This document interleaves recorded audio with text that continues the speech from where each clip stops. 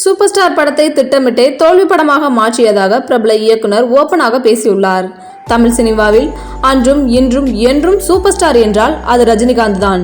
Super star Rajinikanth படம் release ஆகிறது என்றால் அவரது ரசிகர்கள் தியேட்டரையே திருவிழாவாக மாற்றிவிடுவார்கள். இந்நிலையில் பிரபல இயக்குனர் சூப்பர் ஸ்டார் நடித்த படத்தை திட்டமிட்டே தோல்வி படமாக மாற்றியுள்ளார்கள் என கூறியுள்ளார். 2018ஆம் ஆண்டு வெளியாகி மாபெரும் வெற்றி பெற்ற காலா படத்தினை திட்டமிட்டே தோல்வி படமாக மாற்றினார்கள் என இயக்குனர் ப. ரஞ்சித் பேட்டி ஒன்றில் கூறியுள்ளார். என்னை பொறுத்தவரையில் வெற்றி என்பது மக்கள் படத்தை ஏற்றுக்கொள்வது, அதை கொண்டாடுவது, படம் கூறுவதை புரிந்து கொள்வது, எனது தயாரிப்பாளர் படத்தை என்னவாக பார்க்கிறார் என இவையெல்லாம் சேர்ந்ததுதான். காலா படத்தினை திட்டமிட்டே தோல்வி படமாக மாற்றினார்கள். திட்டமிட்டு தோல்வி படமாக மாற்றியது குறித்து யாருமே பேசவில்லை. அது குறித்து நான் பேசினால் மிகப்பெரிய விவாதம் இங்கு உருவாகும்.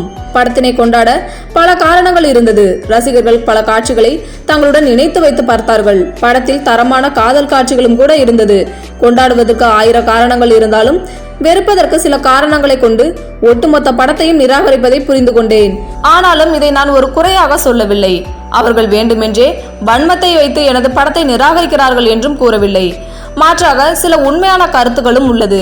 அதனால் ரசிகர்களுக்கு திருப்தி அளிக்கக்கூடிய படமாகவும் இது இல்லை என்பதை புரிந்து கொள்கிறேன். இதை அடுத்த படத்தில் சரி செய்ய முயற்சித்துள்ளேன் என்று இவ்வாறு பேசியுள்ளார்.